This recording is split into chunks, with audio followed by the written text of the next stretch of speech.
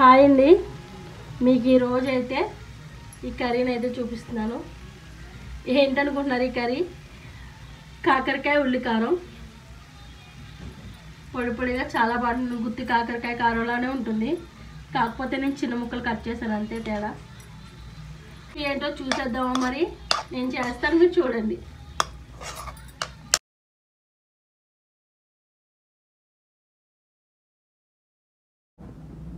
Hi అండి, అందరికీ good morning. నేను ఈరోజు అయితే కాకరకాయ ఫ్రై చేస్తున్నాను. అరకిలో కాకరకాయలు తీసుకున్నాను. ఒక 3 ఉల్లిగడ్డలు, 10 ఎల్లుల్లిపాయ రేకులు, 2 స్పూన్లు ధనియాలు, 2 స్పూన్ల మినపప్పు, శనగపప్పు, 2 స్పూన్ల మినపప్పు, 1 స్పూన్ జీలకర్ర వేస్తాను ఇక్కడ కొంచెం ఉంది. కానీ ఇవి ఎండుమిర్చి చిన్నవి కాబట్టి ఒక 20 వరకు తీసుకున్నాను. అవే పెద్ద అయితే 10 అయితే సరిపోతాయి. చిన్న చిన్న మిర్చి కాబట్టి నేను 20 మిర్చి వరకు తీసుకున్నాను. అలాగే రుచికి సరిపడా సాల్ట్ కూడా వేసుకోవాలి. ప్రాసెస్ చూద్దాము. ముందుగా స్టవ్ ఆన్ చేసుకుని ప్యాన్ పెట్టుకుందాము.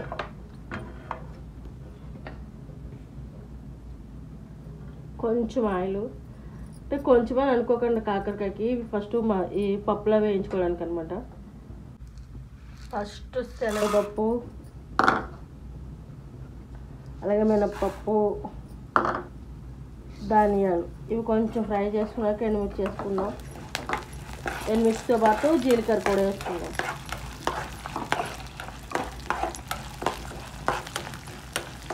ఇవి లో ఫ్లేమ్లోనే బాగా వేయించుకోవాలి. హై ఫ్లేమ్లో పెడితే మంచి టేస్ట్ అయితే రాదు.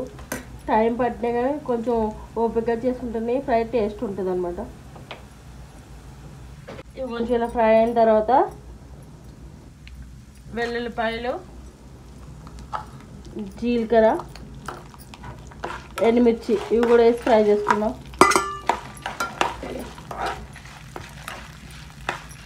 ఎండుమిర్చి లాస్ట్లో ఎందుకు వేసినట్టు చాలా తొందరగా ఫ్రై అయిపోతాయి కాబట్టి లాస్ట్లో వేసాను.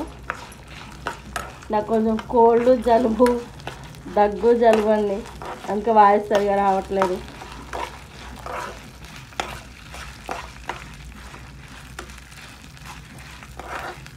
ఇప్పుడు వీటిని కూడా ఒక ప్లేట్లో తీసుకుందాం.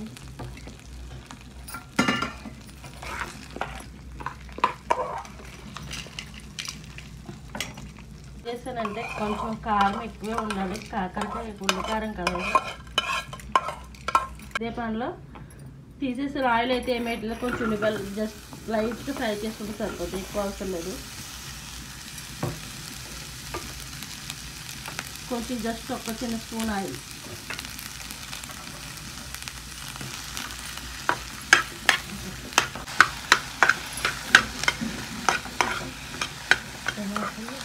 ఈ కాకరకాయలో కొంచెం ఉప్పు,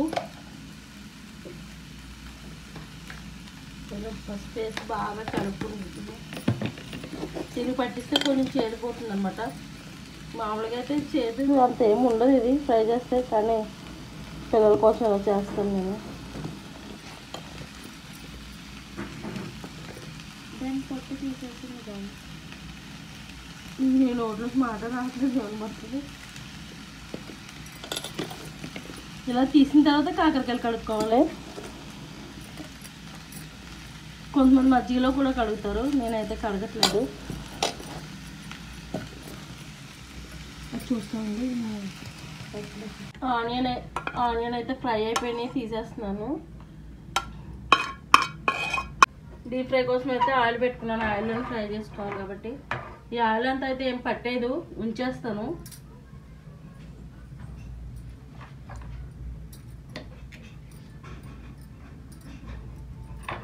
ఇక్కడైతే కాకరకాయలు కట్ చేసుకున్నాను.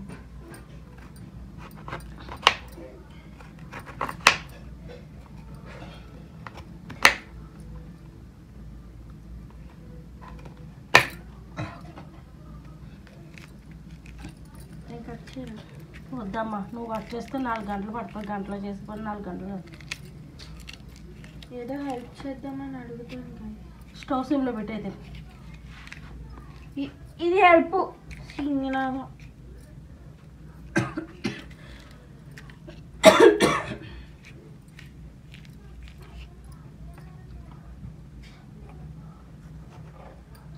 చక్రాలు కానీ కట్ చేసానా నెక్స్ట్ ప్రాసెస్ అయ్యేలా లేదండి, అందుకని ఇలా కట్ చేస్తున్నాను నేను. యాక్చువల్లీ మా బ్రోకి టైం అయిపోతుంది, సో అది ద మ్యాటర్. అదిదే మ్యాటర్. అదిదే కాదు, అదిదే దే కాదు, అది దా.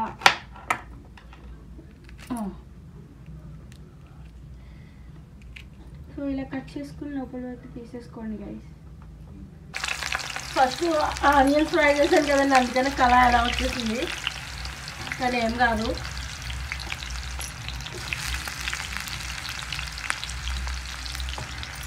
ఇంకా ఇంకొక 2 కాయలు ఉన్న మొత్తం పట్టేలా లేదు, ఇంకా మళ్ళీ ఇంకొకసారి ఫ్రై చేస్తాను. లేదు దీనిలోనే వేసేస్తాను లేదు పక్కన. కలర్ మారే వరకు బాగా ఫ్రై అవ్వాలి. ఫ్రై అయ్యే లోపల దీనికి కాంబినేషన్గా కొద్దిగా ముద్దపప్పు అయితే చేసుకున్నాము. అంటే నేనైతే చేసుకుంటున్నాను, నేను కాంబినేషన్ బాగుంటుందని కొంచెం పప్పు, అది కూడా ఒక పప్పు పెట్టేసుకుంటాను. ఇందులో ఇంకేమైనా ఓన్లీ ఉత్తి పప్పు. ఇది పప్పు అయితే బాగా కడిగేస్తున్నాను. ఇందులో కొన్ని నీళ్ళు, కొంచెం పసుపు, కొంచెం ఆయిల్. ఇది కూడా ఒక స్టవ్ మీద పెట్టేసుకుంటాను. ఇంకా కొంచెం ఫ్రై అయితే సరిపోతుంది. ఇది ఈలోపు ఇది మిక్సీ పట్టేస్తాను.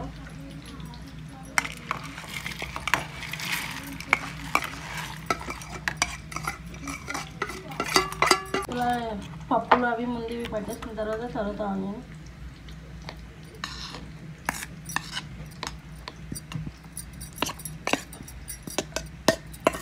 ఇప్పుడు ఇప్పుడే వేసేస్తున్నాను. సరిపడా సాల్ట్ వేసేస్తాను. నేను 2 స్పూన్లు వేస్తున్నాను. ఫ్రై అయిపోయినాయండి, వీటిని అయితే తీసేసుకుంటున్నాను. స్టవ్ ఆపేసి ఆనియన్స్ వేసి ఇలా కొంచెం ఆనియన్స్ అక్కడక్కడ కనబడేలాగా గ్రైండ్ చేస్తాను నేను. ఇది అయిపోతుంది. తర్వాత ఇందులో స్టఫ్ చేసుకుని మళ్ళీ కొంచెం ఆయిల్ ఫ్రై చేసుకోవాలి. ఇవి అయితే చల్లగా అయిపోయింది. ఇందులో ఇప్పుడు ఈ పేస్ట్ పెట్టి నేను ఈ కళాయిలో పెడతాను. చూడండి. పెడతావా? వేస్తావా? వేస్తాను.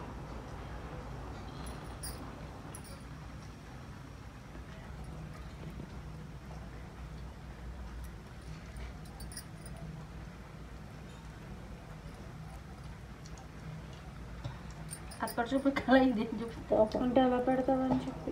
ఎలా పెడతాను మధ్యలో ఇంకా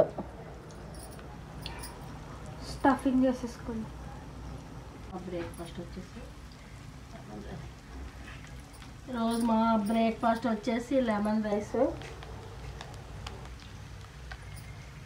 హాట్ రైస్ ఇప్పుడు వండింది, నైట్ రైస్ కాదు.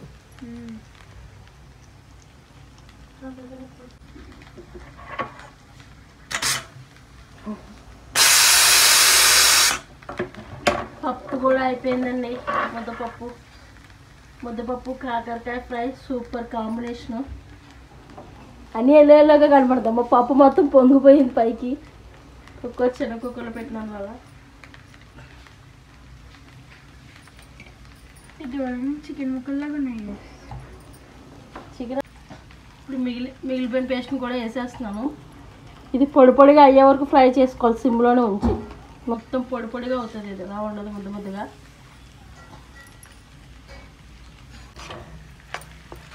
మధ్యలో ఇలా కలుపుకుంటూ ఫ్రై చేసుకోవాలి. ఇది మూత అయితే వేయకూడదు. మూత వేస్తే మళ్ళీ ఆవిరి కూడా దిగిపోతుంది కదా, ఇంకా మెత్తగా అయిపోతుంది. కానీ ఫ్రై ఒక్కసారి ట్రై చేశారంటే మళ్ళీ జన్మలో మర్చిపోలేరు.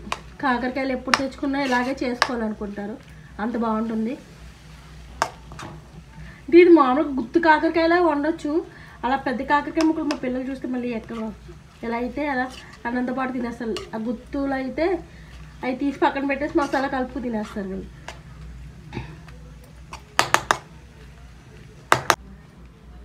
పప్పు కూడా అయిపోయిందండి. కొంచెం సాల్ట్ వేసి మెత్తగా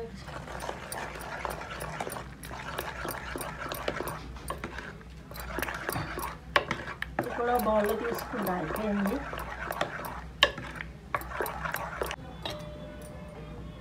ఇంత పలుచగా ఉందంటే నేను అనుకోకండి, పప్పు చల్లారేసరికి గట్టిగా అయిపోతుంది. ఇప్పుడు ఎలా ఉంది కానీ కాసేపు గట్టిగా అయిపోతుంది అనమాట. అయిపోయిందండి ఫ్రై. అయితే